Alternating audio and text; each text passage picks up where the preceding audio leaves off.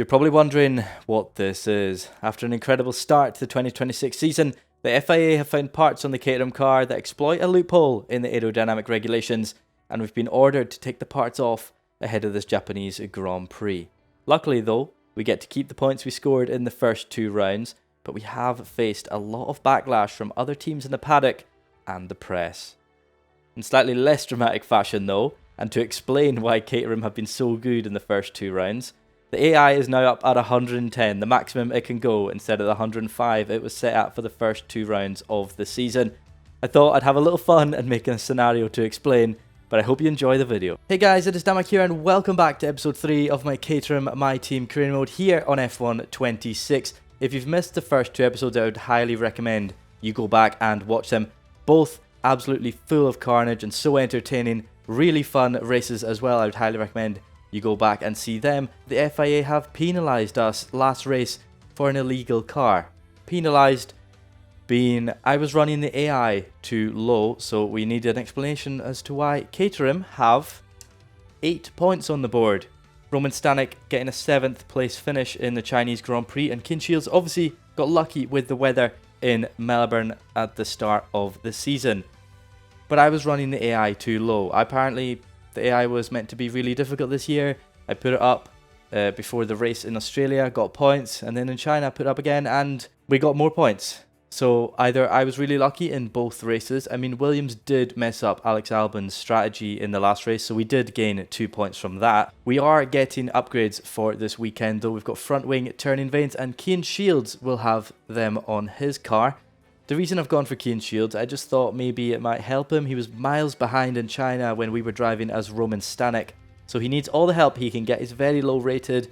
I'm very worried, although he is paying us a lot of money with his sponsorship. I'm thinking he might struggle when we're not driving as him. I said I was going to sort the car liveries out, but I ended up forgetting. So the car looks okay. It's not looking awful. It's just got one more sponsor, and I made our title sponsor bigger. They were complaining that their logo was a bit small. But anyway, let's head into practice and do the practice programs for the Japanese Grand Prix.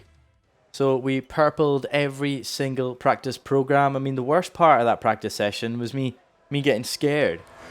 Oh, the car feels so much better through this section now. Oh my god, I thought someone was beside me there. Oh, it jumped out of my skin there. I thought someone was beside me. I thought they were right there. I don't know what happened there. I just thought someone was beside me. Anyway, race strategy, tyre management and qualifying pace were fine.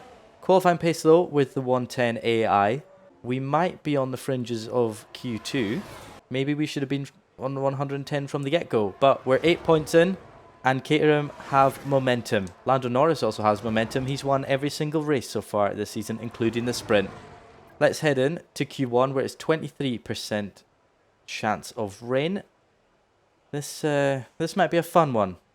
A quick look at the practice 1 result. I mean, it's not as good as when we did it in Australia with Cian Shields. He obviously topped the timesheets there. Today he sits 11th position.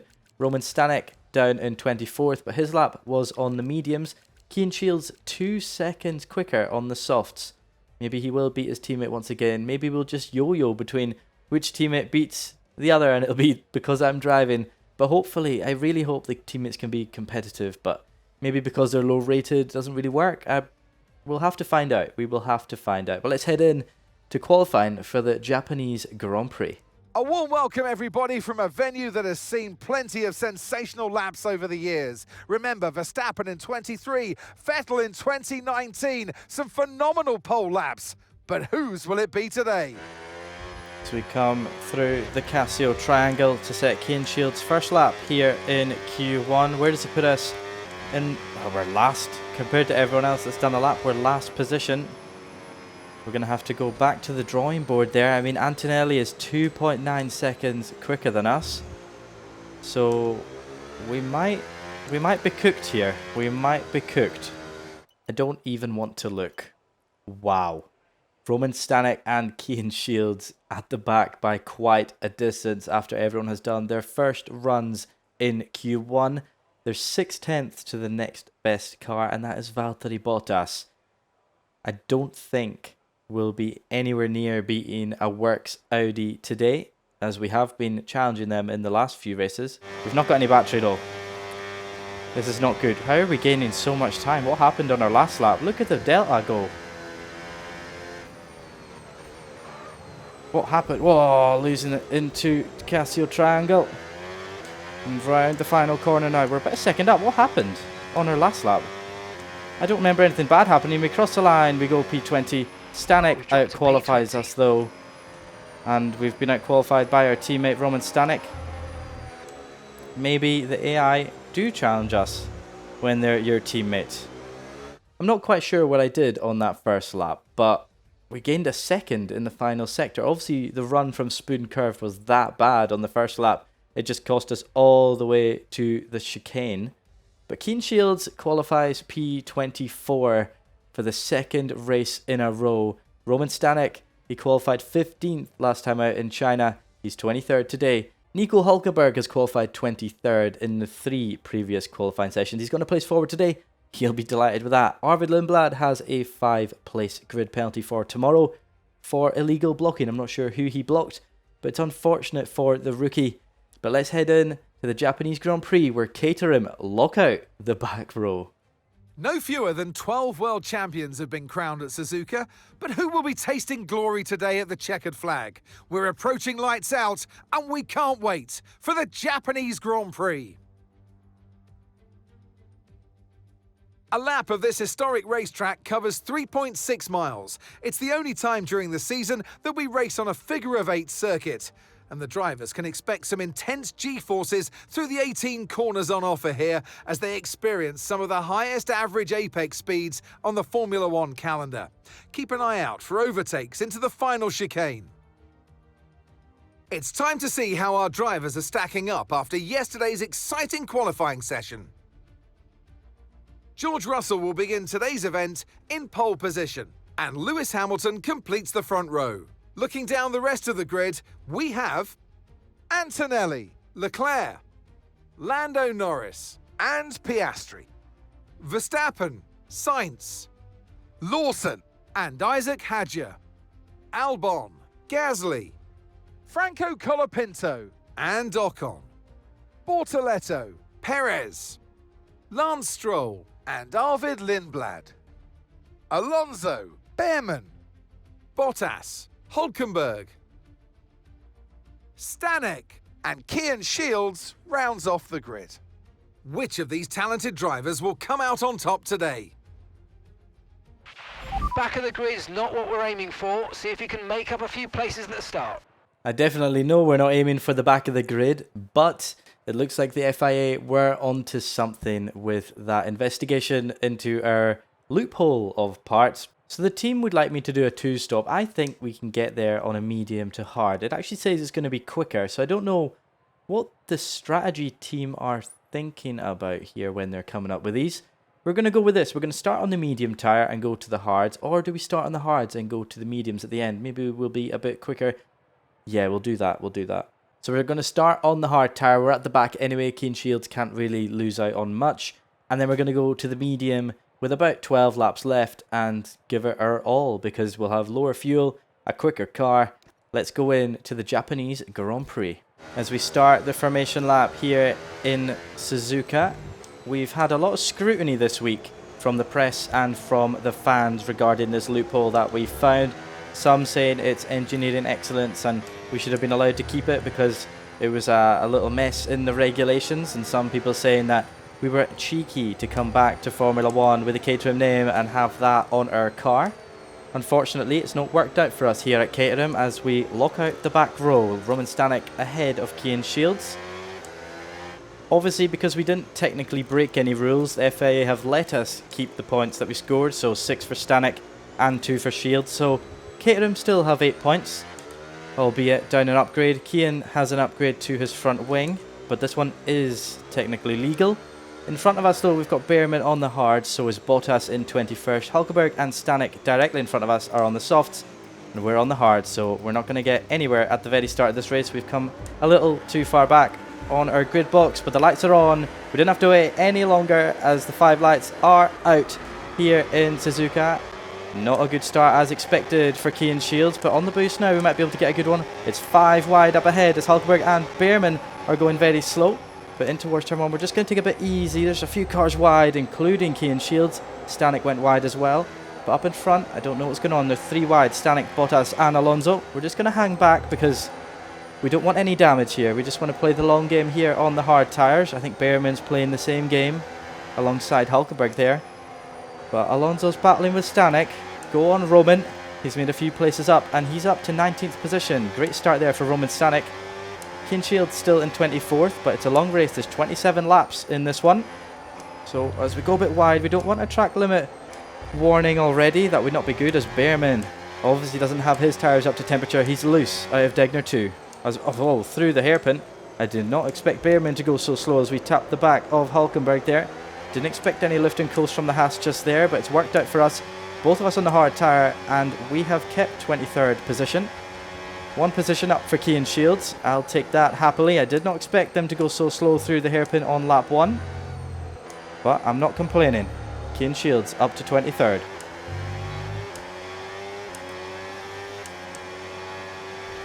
Behrman obviously not using the boost down the main straight as Hulkenberg looks to the inside of Fernando Alonso. He's had a poor start from, I believe, 19th position through 130R, though we're not close enough to make a move on anyone. But under braking, though, we do lock up. We got caught out there by Alonso, and Behrman had to go around the outside. We did force him wide, a bit cheeky from us there. But we do have overtake mode. I think, well, we got it from somebody. It must have been Alonso. Overtake now. Overtake enabled. Thank you, Mark, for saying what I've just said. Behrman coming back at us in towards turn 1, but not close enough.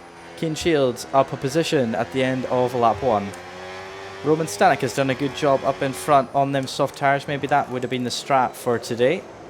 We've played it a little bit different though, and I think a few others have joined us on this. A good exit out of the hairpin though, and we might be able to snatch 22nd from Alonso. I thought he was going to close the door on me there as we head into Spoon Curve. Alonso on the inside, Cian Shields on the outside. Can we hang it round the outside of the 2-time world champion? Yes, we can. Put on straight motor battery, and I don't think that Honda engine is going to catch up with us. No. Behrman is attacking Alonso through towards 130R. And I think he's going to get him round the outside of 130R for Behrman. Look at that. What a move there for Ollie Behrman behind. Would it be nice if Alonso kept him behind for a bit longer so we could just focus in front? But Cian Shields and Ollie Behrman gaining a place here. Lap 3 of the Grand Prix. So we've managed to snatch overtake mode from Hulkenberg in front. Obviously the Audi Works team supplying us the engines. We just need to be a bit closer and maybe we can make a move. But we're just trying to catch up to this train.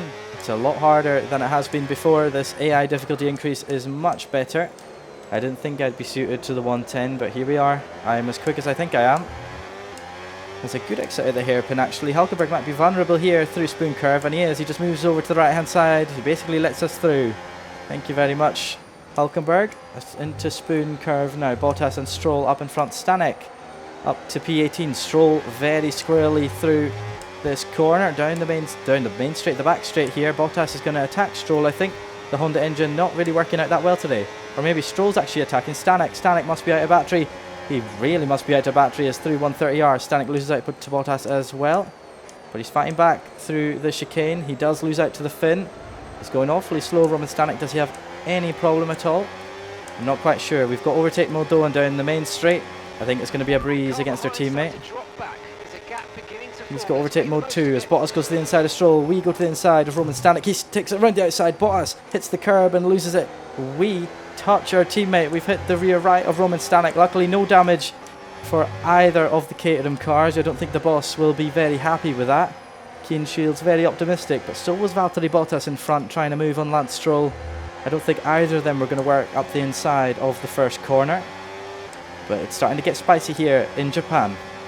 I thought Stanek had a problem a few laps ago, that's why he was so slow, but I think them softs are slowly expiring, and there he is into the pit lane. Perfect timing for me to say that. We get the overtake mode from our teammate, as up in front, Stroll and Bottas are battling as it looks like a car coming out of the pits. I think it's a McLaren. It is Piastri, slotted perfectly in there in front of Bottas. I thought it was a McLaren, but I didn't quite want to say it. I couldn't tell if it was my eyes, if it was orange or red. But Piastri comes out the pit lane in 13th position in front of Valtteri Bottas, and that has split up that battle between Stroll and Bottas. And we might be able to make a move here. So with Stanek on the 2-stop, I wonder how that is going to work out for him. Nico Hulkenberg came into the pits as well. I completely missed that part. But through Spoon Curve, Lance Stroll is still holding up Oscar Piastri. But not for long as Piastri goes alongside Aston Martin and ahead. And we're going to do the same to the Cadillac. Flying past Valtteri Bottas up towards 130R. And Cian Shields up to 14th position. Can we possibly make a move on Stroll into the chicane? No way are we going to make a move on Stroll into the chicane. As we're really testing ourselves. Losing the back end through the chicane. We didn't lose a position though. We stay ahead of Bottas. A few more cars in the pit lane. Obviously trying that 2-stop. And we're currently sitting P8. Cian Shields up to P8. He's used to being in the points from Australia. But I wonder how the strategy is going to work out. I wonder where we're all going to end up at the end of everyone pitting. Are the 2-stops better? Are the 1-stops better? We're about to find out. We've got Sergio Perez in front of Piastri ahead. We've got Lance Stroll basically holding us up through Spoon Curve. But I think we're going to blast past the Honda powered car towards 130R. And into 7th place we go. Cian Shields very happy with that. I think there's a few more cars that haven't pitted alongside ourselves. But we might be one of the front running hard tyre cars as Perez peels into the pit lane on the hards as well. So there's a lot of cars coming in that were on the hards before. Maybe we've got a few more laps. I'm not quite sure why the hard tyre runners of Ocon and Perez pulled in so early. I think we've got another 4 laps to go before we're in for our stop. Cian Shields almost running in a podium position. There's a Mercedes out in front that hasn't pitted yet, but Hamilton and Piastri on the mediums in front. We don't have overtake mode because we overtook Stroll before 130R last lap, but Stroll and Bottas obviously copying our strategy, and I think we must be one of the front running hard tyre cars. As behind Lance Stroll and Valtteri Bottas peel into the pit lane. I think all the hard tyre runners are in the pits now and have pitted. Antonelli's in the pits as well, and Cian Shields is running in a podium position. Things are working out quite well for Cian Shields here. We're going to extend the stint and see if we can manage a 1-stop. I'm not quite sure. I think everyone else must be doing a 2-stop. I'm not going to get my hopes up just yet. We need to just keep our head down, keep putting in the laps. We've got Norris right behind us as well on a fresh set of medium tyres. So he's going to fly by down the back straight. And there goes Norris to our outside on the run down towards 130R. He's not in our race, but we will get overtake mode from him. We've got Verstappen and Leclerc behind us as well, so we're going to be swamped down the main straight. Casio Triangle, we're not going to pit just yet. I think we've got another few laps in this. I think it's lap 15 we're coming in for the medium tyres, but behind us, Leclerc is going to make a move. We're just going to let him. We're not going to fight it just yet, as Leclerc moves up to 4th position. Cian Shields was running in the podium once this race. I think he'll be happy with that. I'm not quite sure where we land once the pit stops all play out. Hopefully, it's in a good position. Poor Max Verstappen has been behind us for a whole lap. He's going to go up the inside in towards turn 1. We're obviously not going to fight him, but he spent a whole lap behind us. Leclerc got about 2 seconds in front of us as well, so obviously Verstappen isn't going to be happy, but we're running a different strategy, so we he can't really moan at us. Coming onto the back straight, we've got one hell of a train behind us. Carlos Sainz, why is he going to the outside of us? I was going to let him go on the inside. Carlos Sainz trying to move. Not going to work through 130R, I'm afraid. I'm not going to let up. This is my own race. You're going to have to get by as you... Whoa. As I say that, you're going to have to get by your own way, and he does. Carlos Sainz goes to the outside through the chicane. We lose the back end. And there goes Isaac Hadjar. So we have lost some positions, but we're going to get boost mode on Hadjar. We go to the inside. We're about 3 wide. I think Albon's coming at us as well. But we are meant to be into the pits at the end of this lap through turn 1. And we've gotten 7th position back. And Albon and Antonelli have passed Hadjar as well. So Hadjar has ended up gaining a position, then losing 3 in the space of 2 corners. A bit wide through Spoon. I thought I was going to get on that curb and run a bit wide, but it's not worked out too badly. Down the back straight, I think Albon might have a go at us towards 130R, but we are peeling into the pit lane here, so we're going to turn overtake mode off if Albon wants to go for it, which he doesn't. But in towards the final chicane, is he going to do what Carlos Sainz did last lap? No, he doesn't.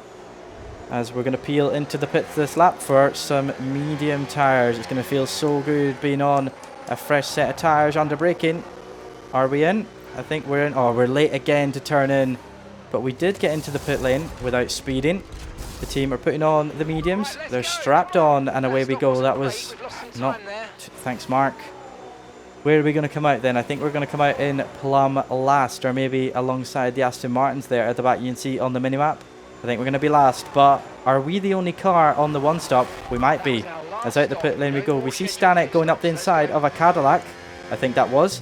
But we've come out the pit lane. Cian Shields was running in the podium positions at one point. But now after pitting, he's plumb last. Let's see what we can do. We've got fresher tyres compared to everyone else on the track at the moment. Can we make it count, or will we just struggle here in this train and fall to the clutches of Aston Martin? So Stanek did manage to get Behrman in towards turn 1. I thought it was a Cadillac, I just saw white, but then I forgot Behrman was battling us for 23rd position at the start of this Grand Prix. Stroll has gotten past the Haas, and he's obviously struggling. We need to dispose of these 4 cars as quick as we can if we want a chance of fighting once everyone pits again. I'm not quite sure where we're going to end up, but it's going to be a fun race. As Lindblad's in the pits already, we've got 3 wide up ahead. Stroll's managed to jump our teammate, and so has Behrman, so Stanek lost 2 positions there at the start of lap 17. We need to dispose of these guys quickly. Through Dunlop curve, we've got a run. Can we risk going up the inside of Alonso into Degner 1? No way. I might be crazy, but I'm not that crazy. Still looking good. Thank you, Mark. I've just pitted. I hope they're looking good. They better be looking good anyway, but around the outside of Alonso through the hairpin. Can we get a cutback? Put on the boost. We've got overtake mode on the Aston Martin. I think it's going to work. That Honda power unit has no answer to our Audi power unit. Can we get Stanek? We're not going to get Stanek into the spoon curve. I'm just going to hold back for now and maybe pass him towards 130R. He's going very slow here. He's got a good exit though, but I'm not sure he's close enough to Behrman to get a slipstream. As Behrman is going side by side with Stroll up in front. So Alonso obviously not getting the most out of the Aston Martin today. We're on the back of Stanek. We're not going to make a move into the chicane, not on our teammate. If it was anyone else, I might think about it, but not on Stanek. Albon is out of the session. Any safety car? As Stanek's in the pits. Stanek pits from P21. As nothing for that Albon retirement, but there are a lot of cars in the pits. We've come out behind us. Lawson's behind us, and I'm not sure who else. I think it was Gasly. There's Albon there on the right hand side. We're up to P17. I'm not quite sure how many cars have pitted. Thank you, Mark, for talking over me again. Well, I know he can't help it, but it's just typical. I'm not sure how many cars have to pit yet, but I'm sure we'll be up a few more positions in the next few laps. There's Lance Stroll going very slow through Spoon. We've obviously got a lot more life in our tyres, a bit wide. No track limit warning just yet. We're doing quite well with these warnings. I don't want to jinx it, but I'm very happy with myself. I thought I'd be all over track limits in this series. How many more cars are in the pit lane as we start lap 19 of this 27 lap race? We're up to P13. This is looking good for Cian Shields. Stroll and Behrman probably need to pit again, so that'll be P11. Can we get points again with a legal car this time? You know, there's not any more illegal shouts at Caterham. We've already paid the price of removing our upgrades, but Lance Stroll needs to be behind us. We need to dispose of this Aston Martin as quick as possible, as I think Liam Lawson is coming to play behind us. We're going to get a nice exit out of a spoon curve. We need to get past Stroll as soon as possible because Liam Lawson is all over us as well. But Liam Lawson didn't seem to attack Stroll there, so it's happy days. We've got a nice run through 130R. We're not going to be anywhere near Ollie Behrman by the braking zone though. But it's looking good so far. Cian Shields just running his own race. I don't think anyone's in the pits at the moment. Anyone that we can overtake anyway. Bottas is in actually. Where is Valtteri Bottas going to come out? We've already overtaken him. Never mind, I misread the minimap. But who's that coming out the pits up in front? That's Antonelli. What's Antonelli doing so far near Cian Shields at the moment? But through turn 1, oh, we've hit the back of Antonelli. I misjudged Antonelli coming out there on the soft tyres, and we've lost the M plate.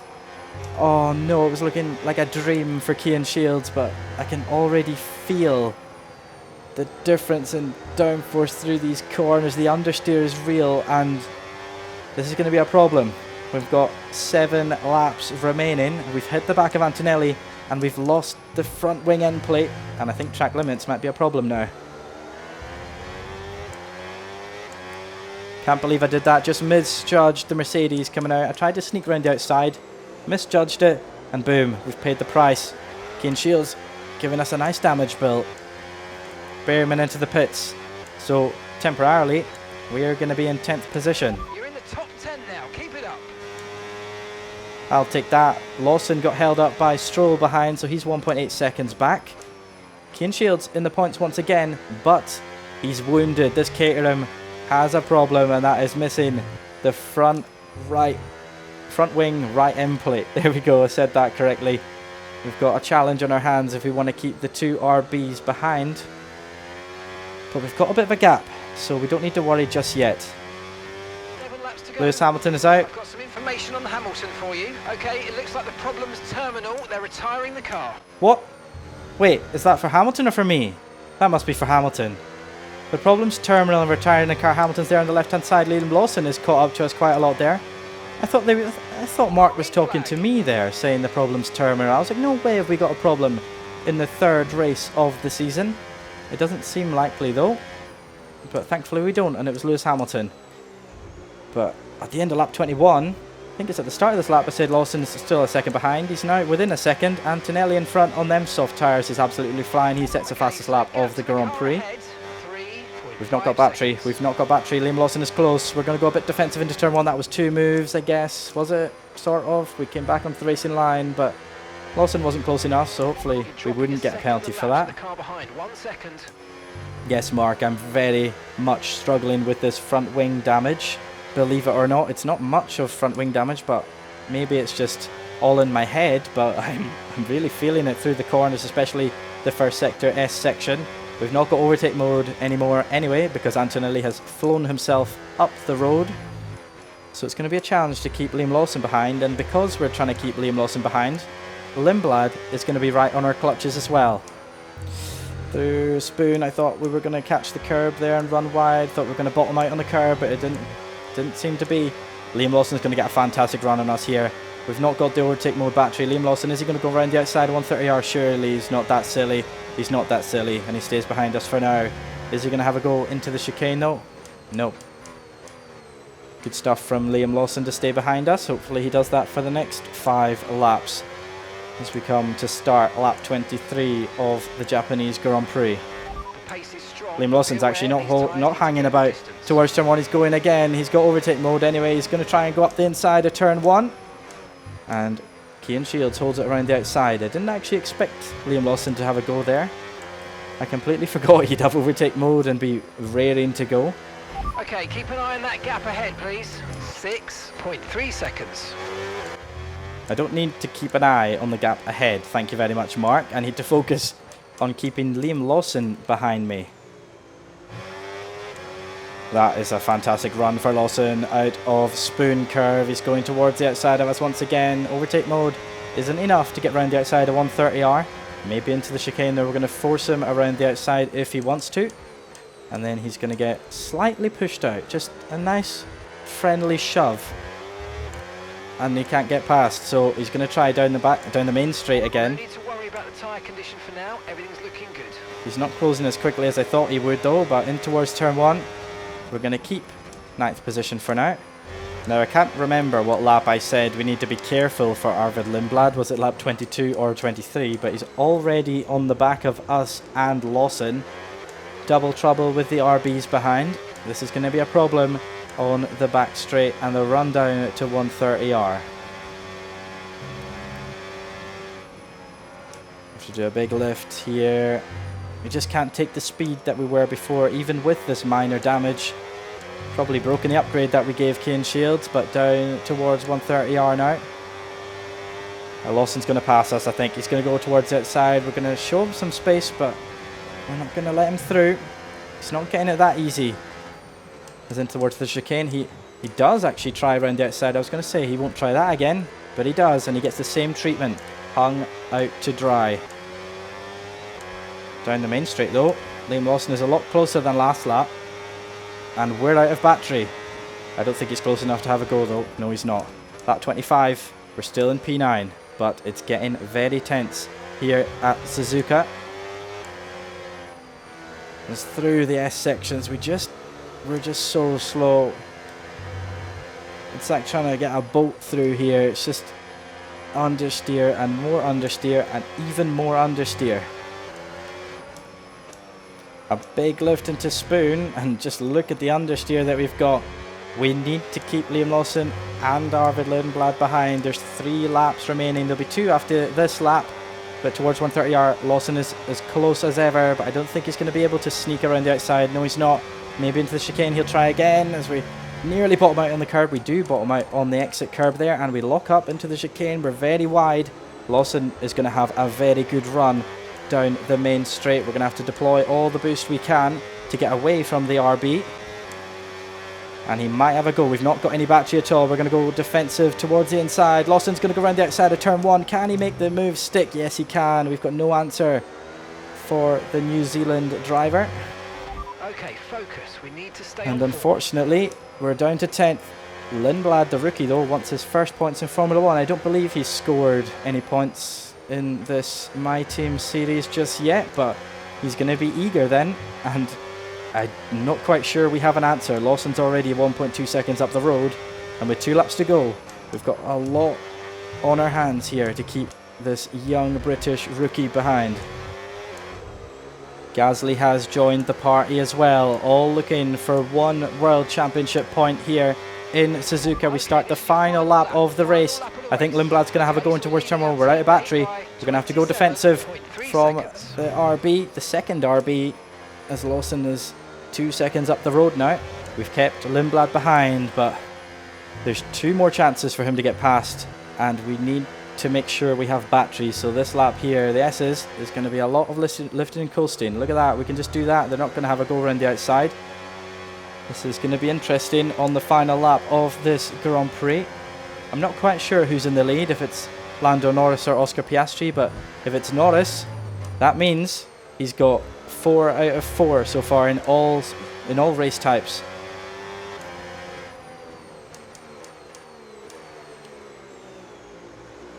Through the hairpin now, Lawson is nearly 4 seconds up the road. We need to try and keep Lundblad and Gasly behind.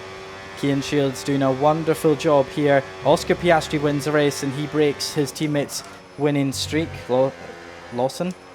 Norris had won all 3 race types before today, but we're very wide through Spoon, and Lundblad's all over the back of us. We're not going to have anything to give ourselves. Why is Lundblad not going to the outside? He was going to go to the outside of 130R, but he didn't bother. He had the opportunity. Lundblad didn't go. And into the final chicane, Cian Shields is looking very pretty for another point through the final chicane. And Cian Shields, even with all the drama of the illegal part and up in the AI difficulty, Cian Shields has gotten a point here in Suzuka. Fantastic result. Look at that. P24 to 10th position. That was a fantastic strategy call, actually. Good job from Cian Shields to spot, well, me to spot. And he got driver of the day. Cian Shields, driver of the day. It is deserved. He should have got it in Australia as well. That was stressful. That was very stressful to try and keep them behind. We had the damage.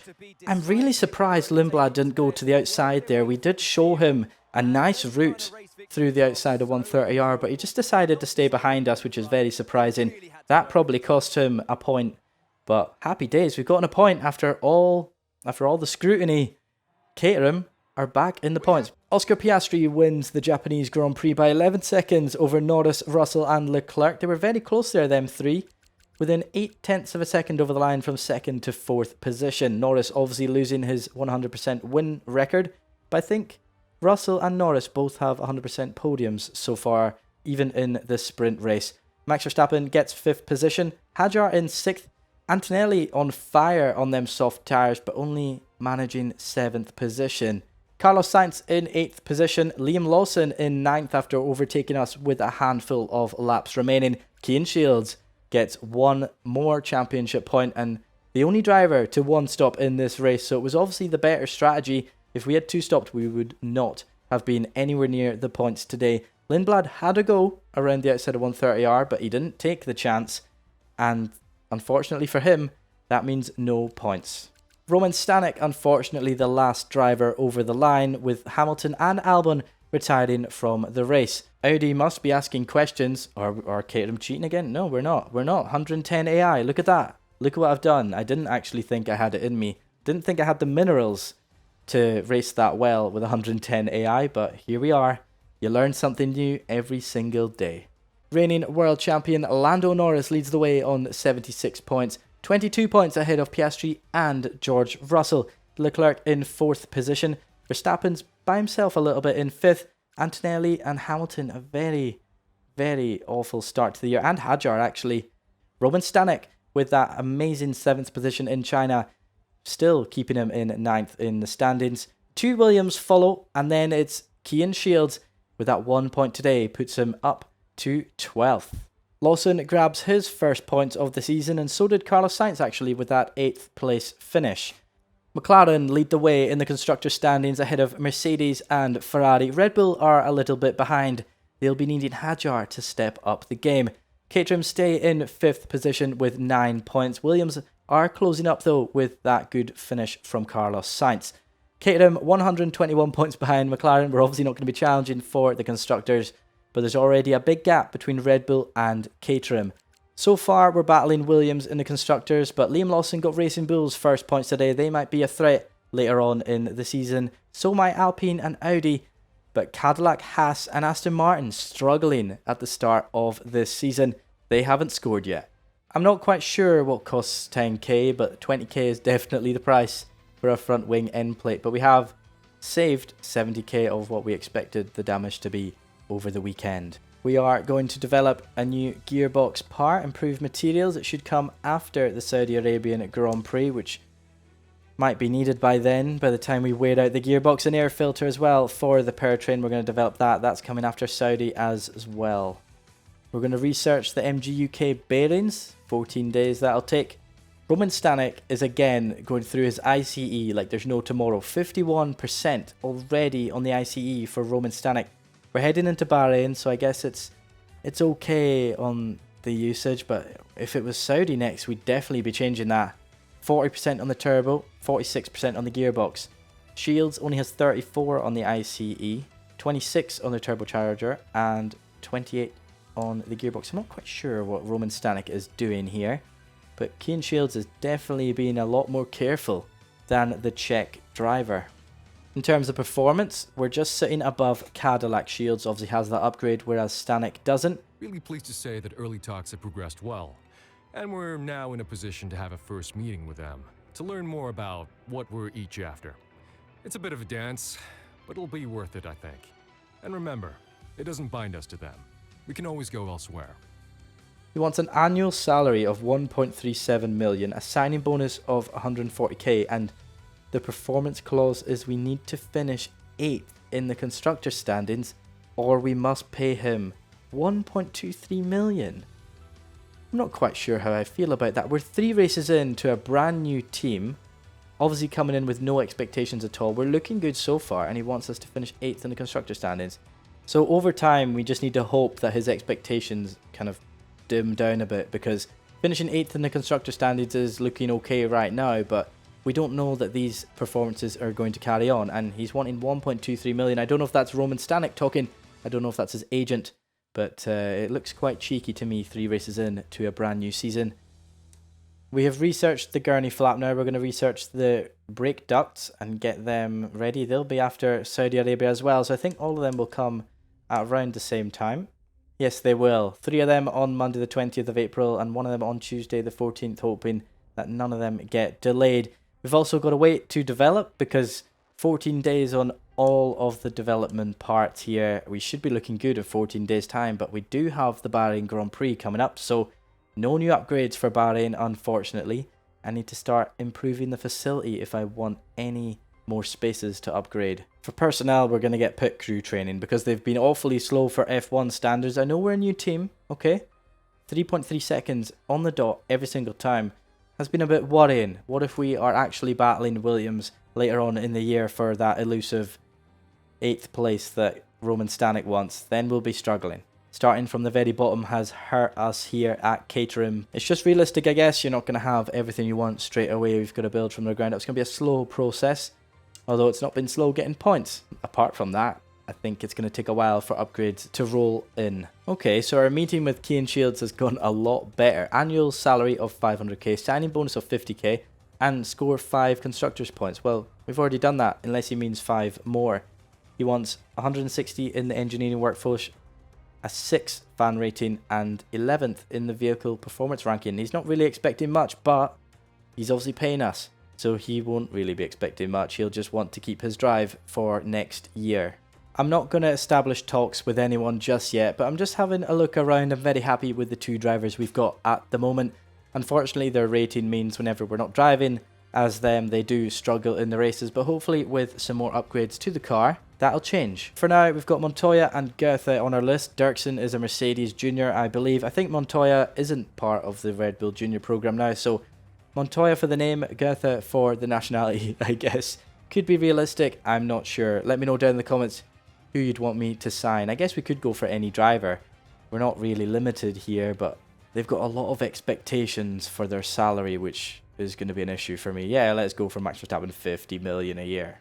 Venus are going to join us as a secondary sponsor, and that'll bring in 50k a week. That's very nice for us. They can go on the nose right there. Like last time, I'm probably going to butcher this. I'm not quite sure how to say this. Is it Monomic or Monomic? But they have increased their sponsorship on the car. They've obviously seen how Cian Shields performed in Japan, and they've said, put us on the front wing as well. They're on the air intake, and they're saying, put us on the front wing. So that should bring in, I don't know if it's 125k a week for both stickers, or if it's just one. But all in all, that's a bit more money for us to use for our upgrades. It's a shame about the lack of customization in terms of the livery itself, just the green and then the carbon fiber. Do you think we should get a modded livery? I should try and look about and see if we can get a modded livery or something, make it look a bit sexier. I'm happy as it is just now. It just looks a little basic. We've got 3 new stickers on the car though. Venus joining us, a brand new sponsor, and Monomic obviously very happy with the result from Japan. They've come in with more money for Bahrain. The car looks good, but the races are coming thick and fast here in the 2026 season. We're going to a track that has been postponed in the real season of Formula 1. I'm not quite sure if they're going to try and fit it in at the end of the year or not, but they never raced there when they were meant to. It's going to be an unknown whether these cars are going to suit the track or not. I think they will. I think it'll be a lot of fun. Caterham showed that no matter what the FIA do in terms of AI difficulty, they can still perform and score points, out-mastering all the other strategy teams and putting Cian Shields on a one-stop and getting 1 more point to our tally. If you enjoyed the Japanese Grand Prix as much as I enjoyed racing it, be sure to hit that like button. Let me know down in the comments below if you think Caterham can keep up this momentum heading forward into the next few rounds. Be sure to subscribe so you don't miss out in any more Caterham career mode. And next up, in Bahrain, we're racing as Roman Stanek. Can we live up to the expectations he's set himself? There's only one way to find out. Thank you ever so much for watching, and I'll see you guys next time in Bahrain.